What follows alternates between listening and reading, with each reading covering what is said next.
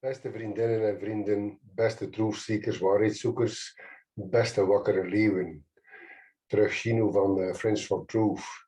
Vandaag heb ik terug Michelle Fielding gevonden, die na haar zomervakantie teruggekomen is met een overzicht van de channelings dat ze gedaan heeft. Dus letterlijk channelen met de hogere wezens over dus de brandende onderwerpen op dit moment. Ik weet dat het van een andere kant komt, maar ik vind, gezien dat we toch maar 100 puzzelstukjes krijgen van de puzzel van 1000 stukken dat we moeten samenstellen, die we 100 jaar, misschien maar 50 of 10, misschien maar was, vind ik het ook altijd interessant om de kaarten, mediums, channeling er ook bij te betrekken en zo extra informatie te proberen te gatheren, dat we een beter zicht kunnen krijgen op wat er echt aan de hand is. Dus ook niet altijd alles volledig 100% aanvaarden mensen terug, zoals altijd. Het laten binnenkomen, zeer kritisch zijn, maar kritisch positief en voelen hoe dat het trilt voor jou. Trilt het niet goed of bepaalde zaken zijn niet goed voor jou, gooi het in de vuilbak. En voel je dat er bepaalde dingen wel heel goed trillen voor jou, wel, dan heb je daar extra informatie waar je iets mee kunt doen. We gaan eraan beginnen. Ik ga het scherm delen, zoals altijd mensen. En voilà, hier is Michelle Fielding en we gaan haar aan het woord laten en ze gaat vraag per vraag beantwoorden. En dat is interessant met Michelle en dan kunnen we telkens maar wat opinie geven. Good morning everyone. So I wanted to give a little update of everything that I've been writing down over the summer, as I've been having a little break from interviews and recording. I've actually been really busy with clients and really busy with keeping an eye on the progress of what's happening all around and trying to make sense of where we are in terms of the awakening and what's ahead of us. So in my last interview, before I went away for the summer, I talked about how they'd given me information about this secret army that was being put together. Ja, juist voordat ze eigenlijk in verlof vertrokken is voor de zomervakantie, heeft ze nog een interview gedaan. Je kunt dat natuurlijk altijd terugvinden, mensen, waar dat ze praten, dat ze gechanneld had, dat er een geheim leger eigenlijk van ongeveer 120.000 of 60.000 of 120.000 mannen, vrouwen sterk. Niet alleen militairen, dat zijn ook dokters, dat zijn ook wetenschappers, dat zijn eigenlijk mensen die aan de goede kant staan. Dus eigenlijk mensen die samenwerken naar de Great Awakening. En nu heeft ze daar in feite opnieuw vragen over gesteld, over hoe dat nu zit met dat leger, waar dat ze staan, wat er gebeurt enzovoort. Or had already been put together for some time. And how they were comprised of about 120,000 personnel. And this military personnel had their identities changed so that they could remain anonymous. And that this secret army was made up of agents and soldiers, doctors, scientists, and advisors. And then recently I had this vision come in about 2 weeks ago, where I saw. Ze had een visie in feite dat ze nu gaat uitleggen, een paar weken terug, waar dat ze eigenlijk letterlijk militairen zag in de zuiderse staten van de USA, die werkelijk militairen, boots on the ground, laten we zeggen, rond Texas, de zuiderse landen daar van Amerika. En nu gaat ze uitleggen wat dat, die visie dan uiteindelijk uitgelegd is door haar channeler, wat dat eigenlijk is. This military moving into position in what seemed like the southern parts of America. And I wanted to make a few more inquiries into what that might be about. So I've got some notes here that I would like to read out to you, so that you can hear what they said to me when I was asking about, is there a secret army? Is there a strategic plan currently now being put into operation? And what is that all going to entail and look like? So what they said to me was that the vision of the military was assigned to show that military maneuvers are already taking place on the ground in the USA. Dus het eerste dat ze eruit af kreeg bij haar channeling dan met de hogere wezens zeiden dat het in feite inderdaad zo is, dat er alle militairen inderdaad keihard bezig zijn in de USA om zich te positioneren in feite naar de komende weken, maanden, wanneer dat het gaat ontploffen. And I said, why are there military maneuvers at this time? And they said that the military are currently preparing a new army, a new military for 2022. I think this is in addition. In feite zijn ze dus blijkbaar zich gaan positioneren, maar dat er eigenlijk op een hoger niveau willen ze eigenlijk een nieuw leger, want ook in het leger zijn er wat infiltranten, zijn er dus ook mensen die betaald zijn door de CCP en zo verder. Dus ze moeten dat allemaal uitkuisen ook daar, uitschrobben en schoonmaken. En dus zijn ze eigenlijk bezig met eigenlijk een echt nieuw leger, maar een hoogtechnologisch leger te maken. En daarvoor eigenlijk ook die manoeuvres om dat klaar te stomen. Zeker ja, dat de militairen werken, kan ik niet 100% zeggen, maar dat is wat dat ze hoort. To the 120,000 personnel that I saw before. So I think this is in addition to that secret army. Aan plus die 120.000, dat is iets anders. They said that going forwards, this new military, which will be set up in 2022, they will recognize a new constitutional setup. Dus de bedoeling is van dat nieuw leger in de USA zal dan ook de eed afleggen aan een nieuwe constitutie, dus aan een nieuwe constitutionele grondwet eigenlijk in de USA. Which serves we the people.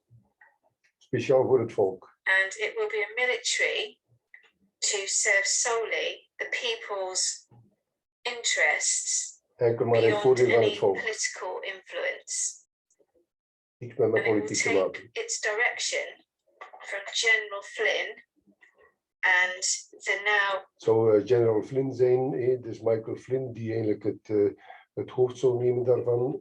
Maar ik heb in een ander filmpje met haar gehoord dat dat zou eventueel samen zijn met zijn broer, die nu de commander is van de Pacific Fleet.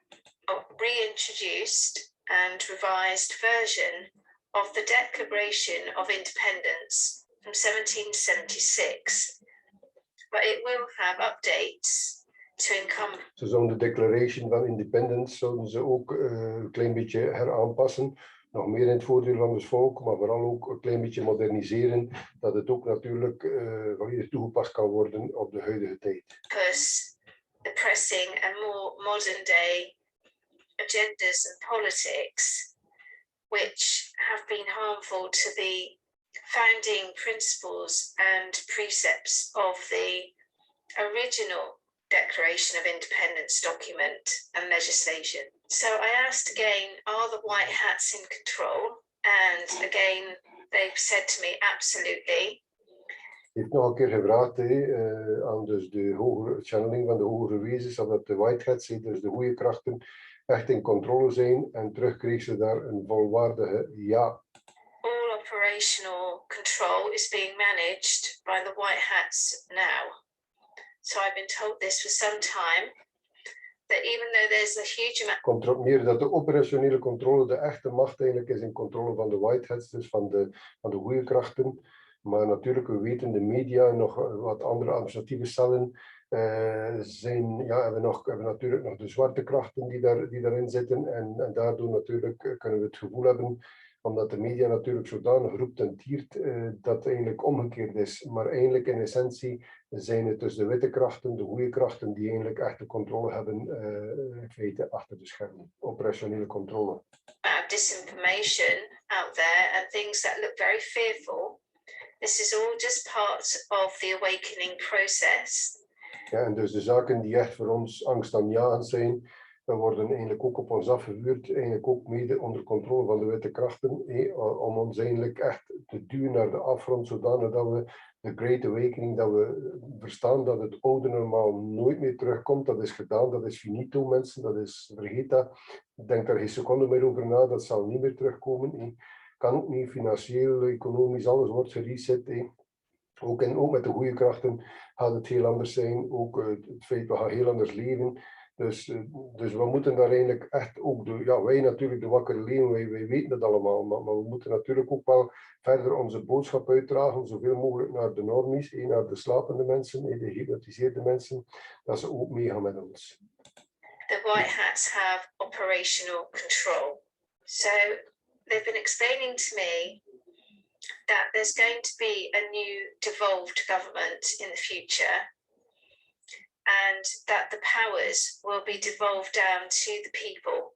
And so we're moving away from a two-party system to just a one-party system, if it's even going to be called a party. So I wanted to ask, what stage of devolved government are we currently at in the USA?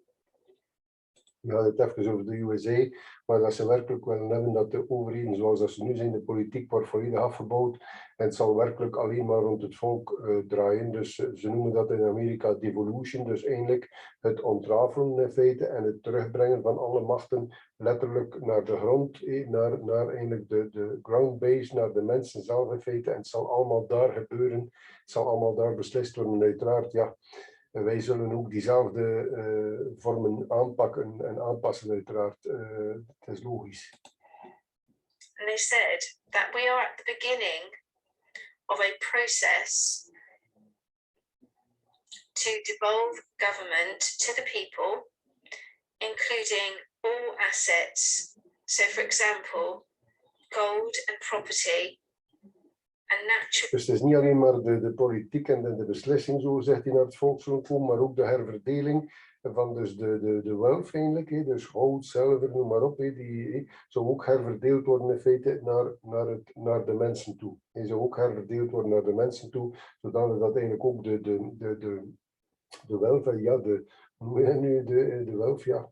Ik kan het niet beter uitdrukken, mensen, dat eigenlijk bij de mensen ook zit. Niet meer daar ergens boven, ik weet niet waar, maar dat het echt daalt tot bij ons. The occurring resources like oil and diamonds. And I said, so how will this devolution look going forward? And they said that there's going to be a dismantling of all old structures and paradigms. Ja, dus ik heb dat ook al veel gezegd, mensen. Dus alles zal ontmanteld worden. De oude structuren zullen volledig ontmanteld worden. We gaan naar een hele andere wereld. Which currently create divides, either through their politics or religion or gender or disability or ethnicity. All that is going to be dismantled. Ontmanteld. And all the old structures and paradigms will now start moving towards something called oneness or unity consciousness. Eenheid en bewustzijn bij de mensen zelf. So I said, will there be a new constitution or a reform of the constitution or the legal frameworks? So for example, will there be a change to the Declaration of Independence from 1776? And they said that a new framework is being drawn up around the world. The alliance is headed up by Trump and they're working 24/7. Dus er komt er een nieuwe independence-verklaring van 1776. En eigenlijk gaan ze daar niet op in, maar ze gaan een stuk verder. Dat ze zegt, er is inderdaad, ze zijn volop aan het werken, Trump en de alliantie, 24/24, 7/7. Om eindelijk voor de wereld inderdaad een hele nieuwe verklaring of grondwet of noem het maar op, constitution te maken in feite, waar dat alles rond het volk zal draaien wereldwijd. To get this working template into action, to incorporate the new quantum system of information exchange, which will be Starlink, and a gold-backed digital currency.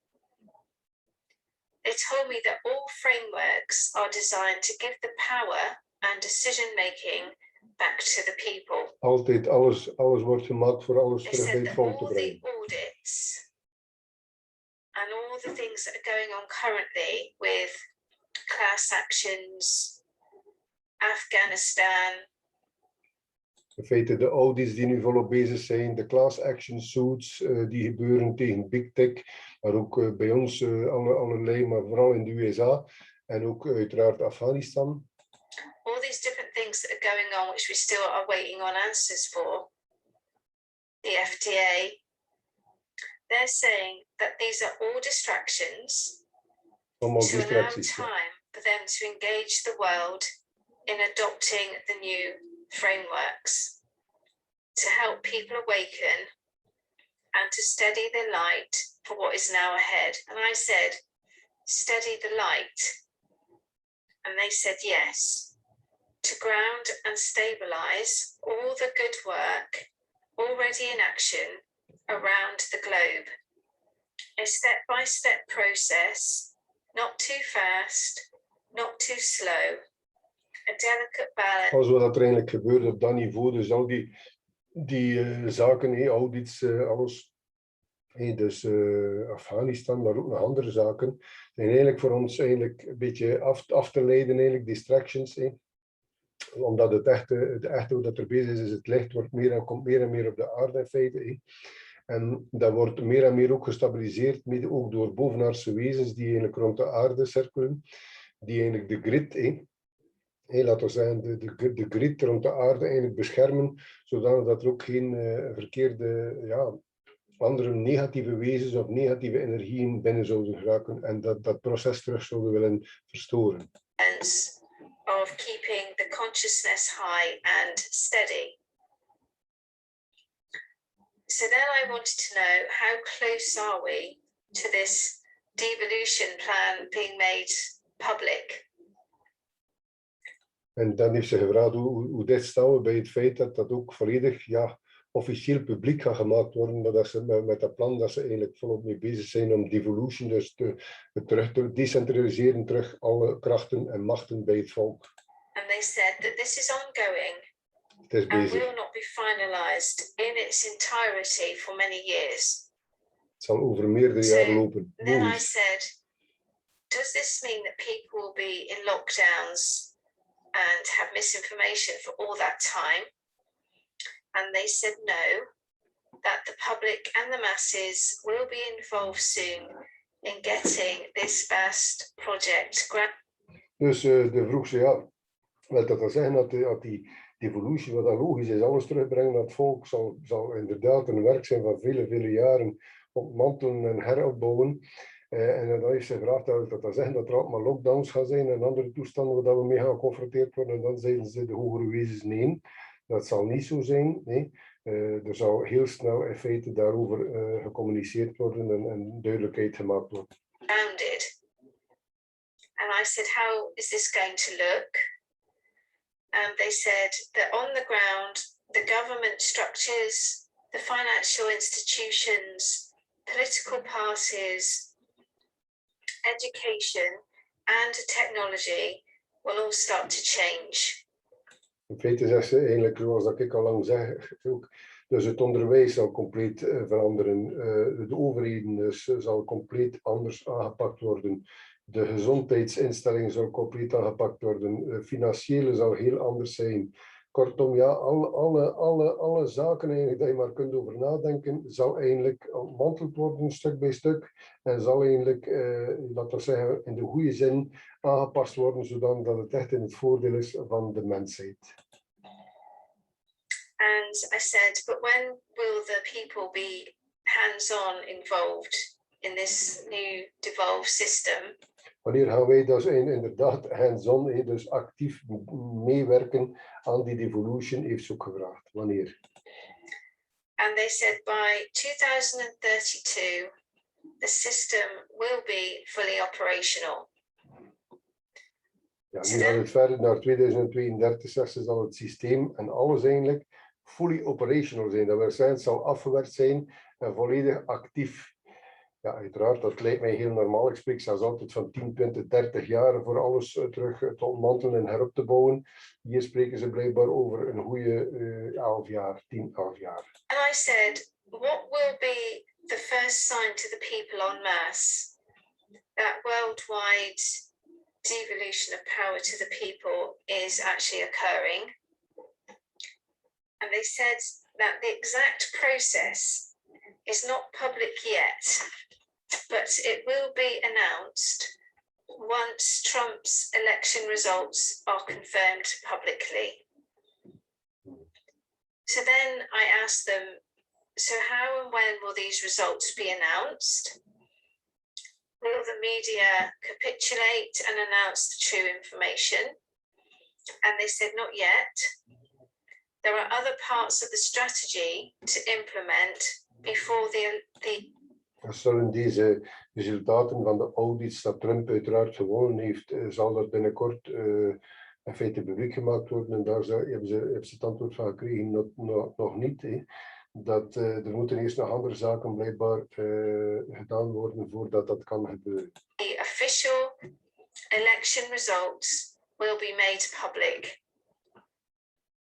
So if you want to see the details of that more fully, then please visit the video that I made earlier today with Amy Satori, where we talk all about when is Trump going to return, and it covers what I'm talking about now in a bit more detail.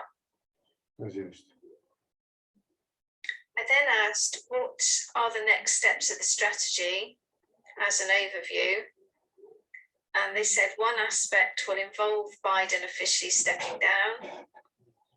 The Democratic. Het eerste zal zijn dat Biden officieel moet stoppen met president te spelen. Being officially dissolved. The Republican Party being dissolved. Military law. A new system like Nasara or Jasara. The quantum financial system going live. And then they said there will be much rejoicing worldwide and world peace. Dus er zouden in feite verschillende stappen. Biden die aftreedt, heel zijn administratie die vernietigd wordt eigenlijk. Vernietigd wordt, ja. Ook natuurlijk dan die Sara of een gelijkaardig systeem, je moet daarvoor niet die naam hebben. Het quantum financial system, die moet actief worden. Er zijn heel wat zaken en dan zegt ze, zal het volk eigenlijk of de mensen heel blij zijn. So then I just wanted to know how the galactics and Gaia may be helping us at this time with expansions in consciousness, because this opening up and this movement towards devolution is mostly about the awakening of the collective consciousness. They have told me this a number of times. In essentie, de enige echte reden waarom dat allemaal gebeurt, mensen, is de Great Awakening, is dus de opening van ons bewustzijn, dus hoger trillen, een heel andere manier van denken, compassieus, empathisch, in intuïtie terugvolgen, heel diep gaan in feite. Dat is de nieuwe wereld waar we naartoe gaan. En daar zijn ook de galactische lichtwezens die rond de aarde hangen. De bovenaardse wezens of buitenaardse wezens die ons helpen. De goede en vanuit hogere dimensies die helpen om dat bewustzijn te verruimen. So I said, how are the galactics and Gaia helping with the expansion of consciousness right now? Hoe helpen ze? And they said that as the energies from the galactics reach people, then these energies are absorbed into their spiritual hearts, and upon receiving a certain quota of this light and this love, then they start to awaken. They said sometimes this is happening consciously through a determined effort and spiritual practice, but mostly it is happening through a subconscious awareness that the general population is unable to articulate or understand at this time. So they're saying that some people are obviously actively in spiritual practice and are receiving love and light that way, but the people that aren't necessarily consciously practicing a spiritual routine are also Ook de mensen die niet bewust spiritueel erin geloven of daarmee bezig zijn, worden toch eigenlijk constant beïnvloed door het licht van de lichtwezens in feite, de galactische lichtwezens. Maar dan vooral via hun onderbewustzijn, die het dus oppikt uiteraard en die het ook dan verwerkt in het lichaam. Dus ook die mensen die niks geloven, worden momenteel ook volledig bewerkt. En daardoor gaan ze het waarschijnlijk ook zo moeilijk hebben en niet begrijpen wat er gebeurt, omdat het uiteraard ook bij hen gebeurt. So receiving this love and light, even though at this time they might not be able to consciously articulate that that's happening for them. So then I asked, is this awakening process an organic expansion of love and light from the entire universe, then entering into an individual soul? And they said yes and no.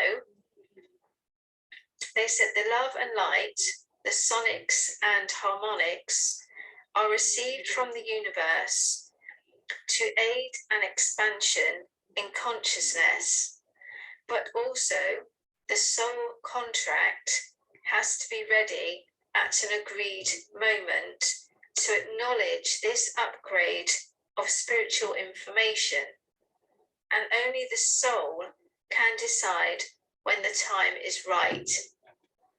En dat is heel belangrijk ook dat wij natuurlijk praten met veel mensen en we zeggen ja, dat helpt niet, ze luisteren niet. Ja, er zijn mensen waar dat een zielencontract het gewoon niet mogelijk maakt voor hen op dit moment om ook te luisteren naar ons, omdat ze niet naar hier gekomen zijn om de Great Awakening. Ze zijn misschien nog te jonge zielen, ze hebben misschien een ander zielencontract genomen, ze hebben misschien een zielencontract genomen enkel voor ons hier te helpen en voor misschien zelfs door injecties te tonen waar dat we naartoe moeten gaan, wat dat we zeker niet moeten doen. Dus dat ze zich ook opofferen soms. Waar hun lichaam dan, bedoel ik dan, zichzelf opofferen kunnen, is niet van we leven allemaal eeuwig. Op die manier natuurlijk is het zo moeilijk dat we zeggen, waarom luistert die mensen nu niet naar mij? Verdorie toch, ik doe alles. Ik heb dat ook al geprobeerd met mensen dat dan ook zitten vloeken. Verdorie toch, iemand dat je heel graag ziet bijvoorbeeld, dat je zegt, waarom luisteren ze niet? Ja, het gebeurt eigenlijk op zielencontractniveau, dus dat Michel ook uitlegt. So I asked them, does this mean that anything and everything an awakened soul does or says is pointless? So if we keep trying to speak information to people, is het dan in feite zinloos dat we verder in feite proberen uit te leggen wat er gebeurt? Is dat zinloos? Ik denk het niet. Ik denk dat het nooit zinloos is. Want mag niet vergeten, al wat je zegt vanuit je hart in feite, vanuit je ziel, dat je naar voren brengt, komt in feite bij het collectief bewustzijn. Gaat in feite het collectief bewustzijn helpen om sneller naar het licht te gaan. Dus hoe dan ook is het altijd goed als je op een goede manier eigenlijk de duidelijkheid of de waarheid naar voren brengt. If their soul contract is not ready, are we helping at all? And they said no. The words and vibrations plant in and around the universe when we speak, like seeds. And at the correct moment, these seeds will germinate and grow into an awakening. But the seeds in many, they are saying, can remain dormant until the individual soul decides to awaken. And this is a predetermined point in time. They're saying that sometimes groups of souls have decided to wake up at exactly the same time. Soms zijn er ook contracten van groepen van zielen die gewoon besloten hebben om gelijktijdig te ontwaken. In order to fulfill their divine purpose. They said that our divine purpose is always to serve, and when groups of souls awaken en masse, they serve humanity through their expanded consciousness and light. And light is wisdom. And this wisdom will then again be planted like seeds as the awakened souls then go about their lives with an open heart. And then at a predetermined point in time, more souls will awaken, and then these seeds also begin to flourish and grow, and so the process continues. So it's not pointless for us to spread words of encouragement and truth, as long as we're not trying to force anyone to accept those truths. Je mag niet voor je eigen waarheid forceren op een ander. Dat kan. So it's okay to speak your truth and to try and point out things that maybe you can see at the moment, but you don't need to be worrying about when that may be received from the other person or people, because you are just planting the seed, and that's all you need to do. You just plant the seed, and then you just allow their soul contract to germinate that seed at the appropriate time, which will be decided by their soul. I then wanted to ask, in order to reach the golden age, do we need consciousness and the technology of, say, Starlink or Tesla to be combined with our consciousness? Hij vroeg ze of dus het echte verlichte bewustzijn te vinden als mensen, moet dat gecombineerd worden met dus Nikola Tesla energie of laten we zeggen de Starlink dat ze momenteel gebouwd hebben met satellieten rond de aarde. And they said yes and no. Ja en nee, ja. They said initially that technology used by the white hats could help to harness consciousness in line with the golden age. But they said as humanity awakens, then the need for any additional assistance will dissolve. Op dat moment dat we het niet meer nodig hebben, maar we gaan zodanig geëvolueerd zijn zelf in ons bewustzijn dat we geen extra andere methoden of zaken zullen nodig hebben. We gaan zodanig sterk zijn met onze intuïtie, met onze manier van connecteren met elkaar, dat eigenlijk al de rest niet meer zal nodig zijn. As human consciousness will reach levels of self-sufficiency, whereby the people will be able to sustain a fine and pure vibration without the need for technology to assist them in that way. I asked, what is the level of light or consciousness that is being held collectively at this current time? Vroeg ze ook aan de hogere wezens, waar voor de volledige aarde natuurlijk zitten we op niveau van consciousness, dus van bewustzijn, van licht en bewustzijn. Hoe ver staan we reeds op dit moment? They said at this current time 65%. we have 65% light, maar but it is fluctuating dependent on many factors, including the weather, politics, culture, and programs or stories that are running on TV. So we do have a 65% collective light, but they're saying that it does fluctuate up and down. Then I said, does the consciousness affect how vaccines might be responding in people's bodies? And they said yes and no. Ze vroeg of dat, hoe dat ons bewustzijn is, ons licht in ons lichaam en ons bewustzijn, of dat eventueel een effect heeft op mensen die geïnjecteerd zijn, of dat daar op een of andere manier een effect mee heeft, ja of nee. They said that consciousness affects the unraveling of latent skills within our DNA, but is not necessarily activated. But this DNA is not necessarily activated until the soul decides. So then I said, how does a soul decide? And they said, before incarnation, a soul will decide if or what level of consciousness or light is required before it awakens. An awakened soul would not accept an untested Dus het moment dat je ziel ontwaakt is, zal sowieso nooit een aanvaarding zijn van die injecties die niet getest zijn. This, its soul vibration would know instinctively to refuse it. I then asked them what we can do at this time to help ourselves to absorb this light that's coming in, these high density levels of light, which are helping us to ascend.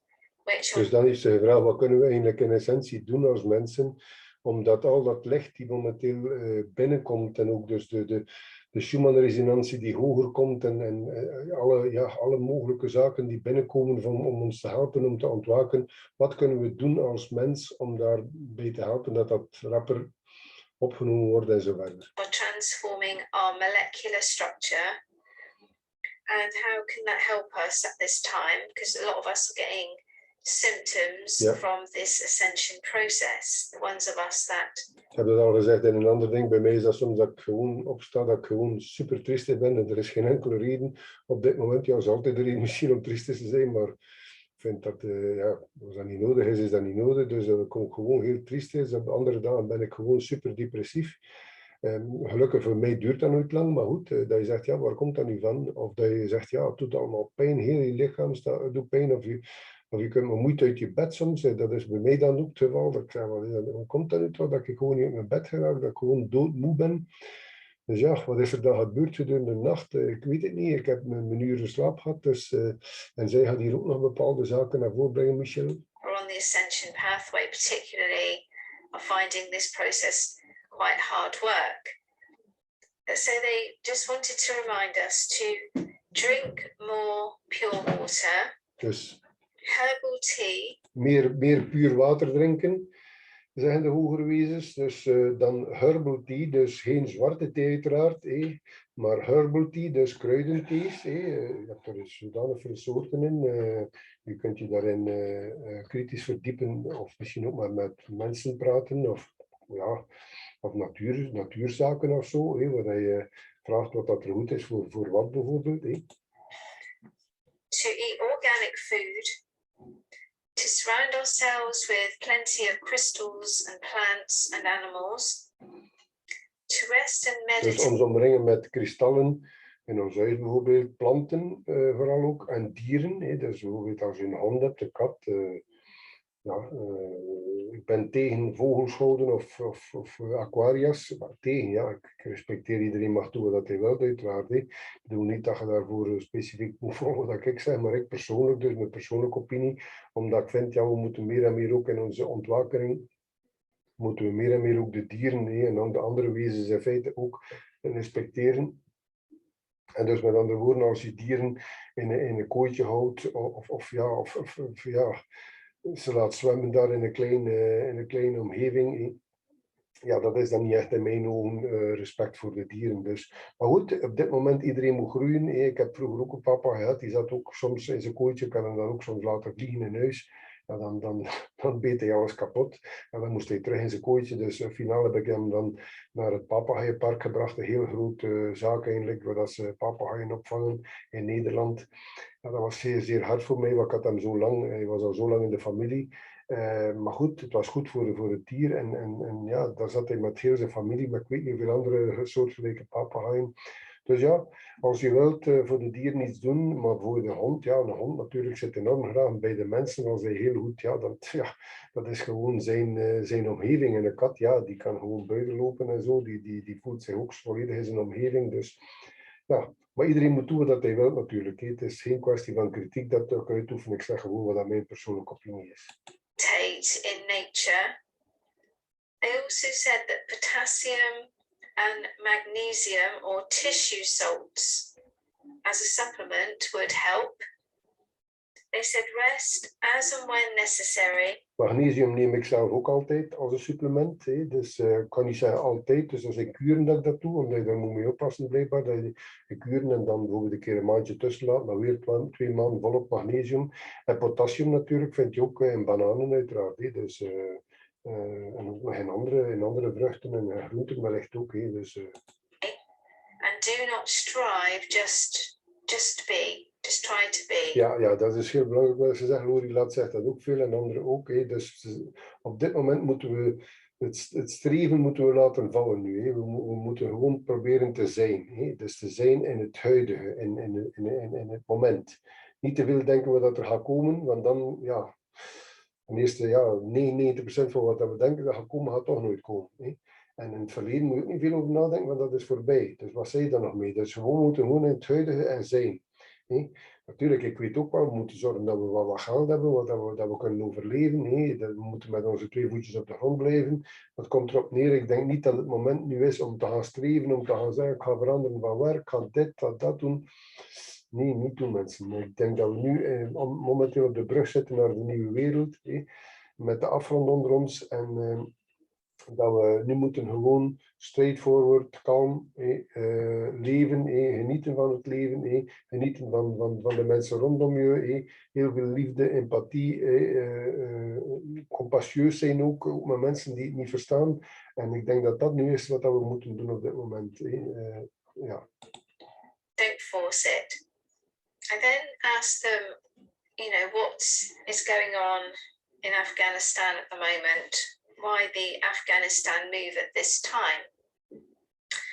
And they told me that in order Nou, vroeg ze ook, wat is er dan eigenlijk aan de hand met Afghanistan? for the Nasara Jasara to be implemented, that there must be like a worldwide peace with no war.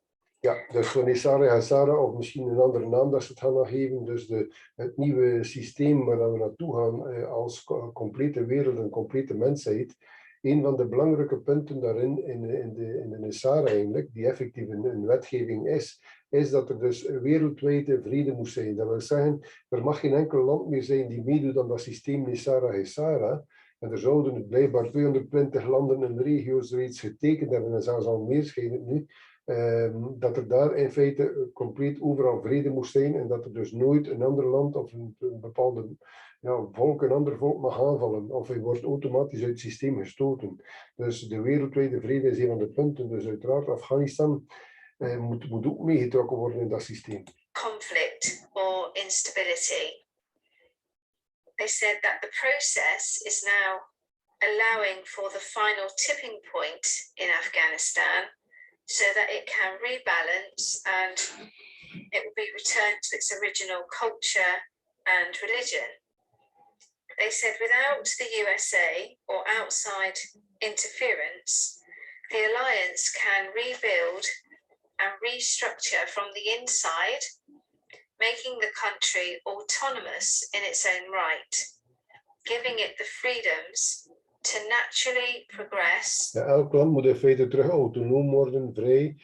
Niet al met al die inmenging van de kabal of van andere landen die denken dat ze moeten gaan zeggen in een ander land. Nee, dat is niet meer de bedoeling van Nasara Jasara. Zelfs denk ik op niveau van landen en naties zal er ook wel het een en het ander nog veranderen. Want alles komt eigenlijk terug tot op niveau van de mensen eigenlijk. Dus dat is iets dat we niet kennen, dat we eigenlijk gaan moeten bouwen. At its own pace, into a region of peace. They said that the alliance is encouraging people to return to their home countries and cultures so that age-old traditions can be maintained without outside interference. I then asked, what about the supposed human rights violations that we're hearing about within Afghanistan? Hoe zit het dan zo gezegd dat de Taliban, dus eigenlijk de patriotten eigenlijk, laten we zeggen, van Afghanistan, hoe zit het daar dan mee eigenlijk, zegt ze, heeft ze gevraagd, zo gezegd dat ze terug uw mensenrechten schaden en zo verder. Wat is dat dan eigenlijk in essentie? Want we weten ook, desinformatie, verkeerde informatie, noem maar op. Ja, wij als gewone mensen, wij weten gewoon niet wat er echt aan de hand is. They said to me that as the lands return to peace, the collective consciousness will continue to rise and old paradigms will disappear. As hearts open, the programming of gender, age, disability, religion will gradually disappear. And at the fifth dimension consciousness, which is the age of love, These old paradigms, which are based on false programming, will disappear. But each sovereign being needs to play their part in being a thread in the tapestry.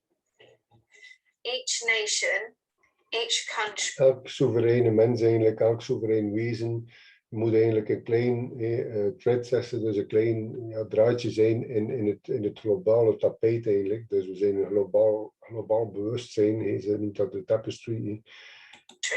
And each being all has its part to play.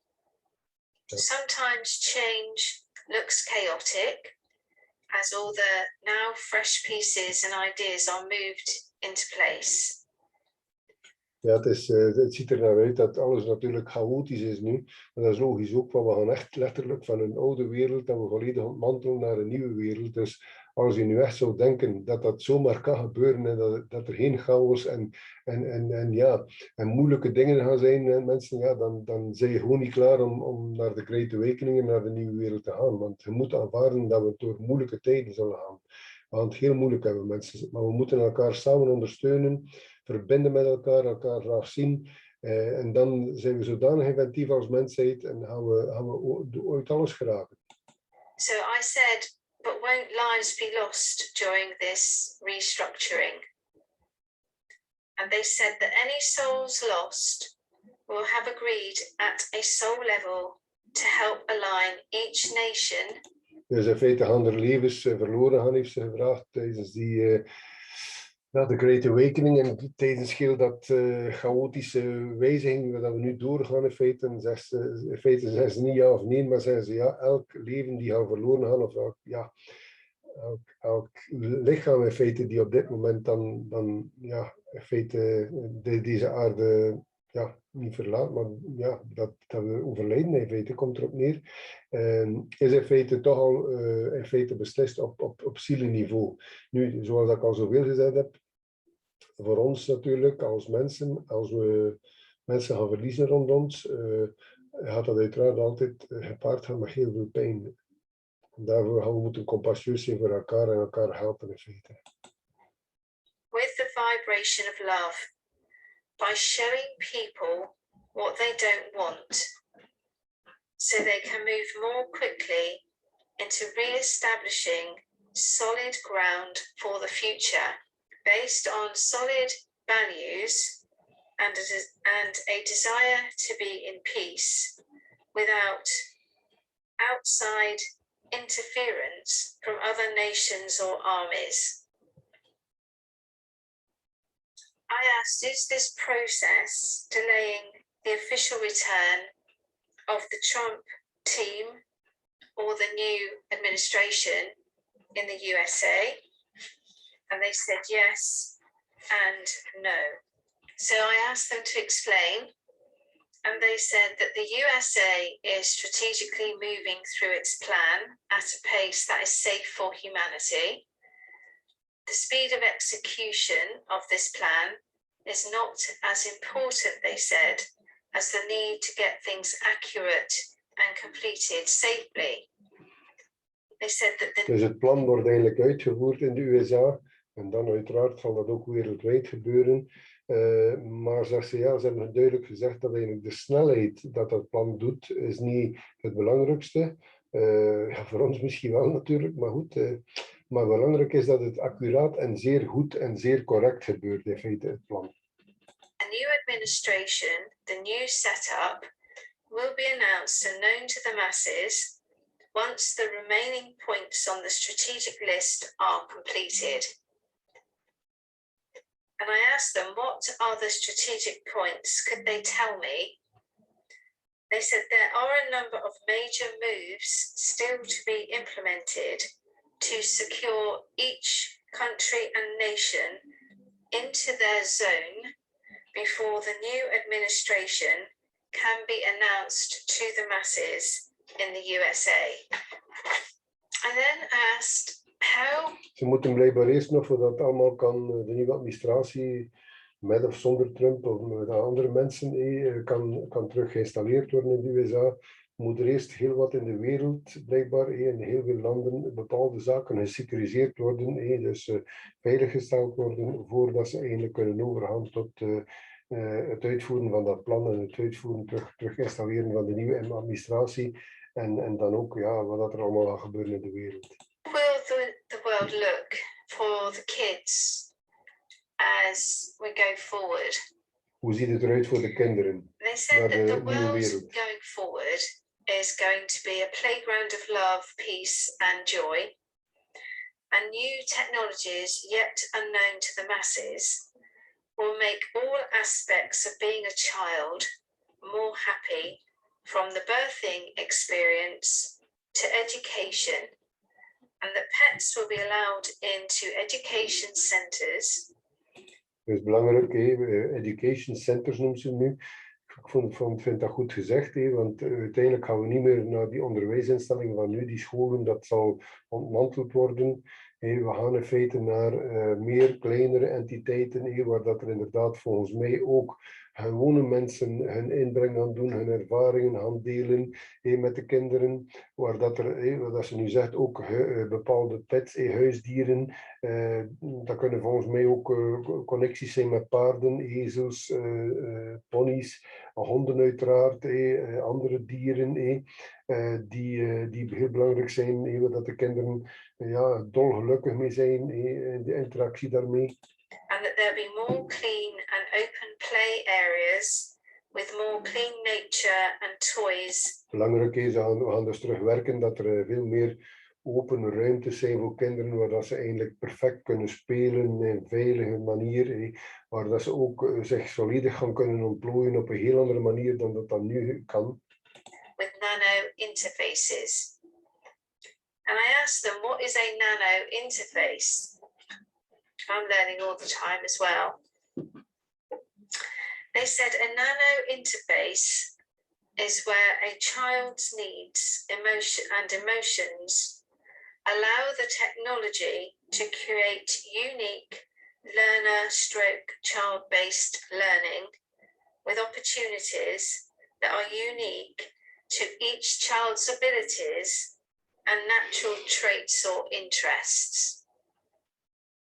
So they said, for example, if a child excels at language, the program will further enhance these skills in a creative way, and that the focus will be on what is a child instinctively good at, rather than following a prescribed curriculum. En dat vind ik goed, met die nanotechnologie die erin zit, dat in het midden. Dat is niet echt hetgene waar dat ik grote voorstander van zijn, maar goed, ja, we zullen zien hoe dat het evolueert.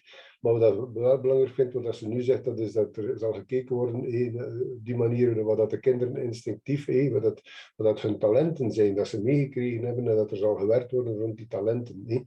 Niet meer naar een, zoals nu, een schoolprogramma en iedereen moet dat allemaal volgen.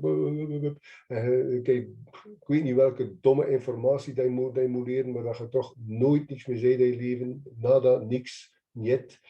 Dus daar ben ik volledig tegen. Ik ben zelf nooit een enorme voorstander geweest van school. Ik heb het wel gedaan, maar het was altijd een beetje niet met de volle hoesting. Dus ik ben daarmee akkoord.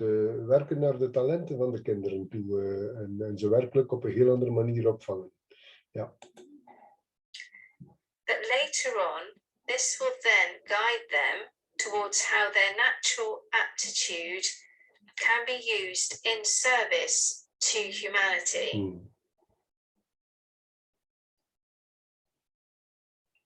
Then I said, can you explain about nanotechnology and how a lot of fear around it is not necessary? What are its benefits, for example? En heeft ze gevraagd, ja, nanotechnologie, heel veel mensen, ik ken er ook niks van, dus voor mij is het ook van oei, wat is dat in godsnaam? Dus ze heeft gevraagd, ja, er is inderdaad heel veel mensen die daar schrik van hebben. Hoe zit dat er nu eigenlijk niet met nanotechnologie? Because what I keep being told and understand is that technology is not good or bad. Technology is only as good or bad as the people that are in control of it. So one example they gave me of a good nanotechnology would be something like a cochlear ear implant. They said that nanotechnology is the study of matter at the atomic and molecular scale. So this can create electronic devices, catalysts, and sensors. And I said to them, is this what the age of Aquarius is? Is it the technological age? And they said yes. And I said, in what ways will we see technology changing going forwards in the next 10 years? And they said, over the next 10 years, and with the implementation of nanotechnology, they said that many areas of our daily lives are going to change. So, for example, they said the energy in our homes will change from electric lights. In feite heeft ze gevraagd, wat is dan nee, hebben ze gezegd, de technologie zal dus inderdaad volop gebruikt worden in de Aquarius-tijdperk, waar we nu volop inzetten en nog niet volop inzetten, maar toch volop naartoe aan het groeien zijn. En dus heel veel zaken zullen veranderen. Nanotechnologie blijkbaar zo, ja, wat ik niet goed begrijp, op vele niveaus gebruikt worden. En ze geeft dit voorbeeld bijvoorbeeld voor onze huizen, die niet meer zouden in feite gevoed worden door elektriciteit, maar door een andere vorm. To say solar, or they're saying that the nanotechnology will affect the electric, the lighting, and maybe the solar. They're saying that teaching will change as we start to use these nano interfaces, which will include implants or virtual reality. The implants, I think they're referring there to maybe things like the cochlear ear implants. I don't think they're referring to us having, you know, technology necessarily implanted into us so that we can be programmed. The transport system, they said there will be faster trains and flying cars as we implement nanotechnology. And there will be new computing and financial interfaces, particularly with the quantum bank. Compleet andere computers, dus ander financieel systeem door het quantum computer systeem. Banking. They said there will be changes in medicine. They said that the military, the future military strategy, will be less focused on ammunition and weapons arsenal, but more concerned with strategy to allow nations to remain peaceful and symbiotic in their relationship to each other. They said politically, leaders will start to work together without suspicion in the new age of love, as the technology will take away the need to protect borders and resources. And I said, resources, what resources might that be?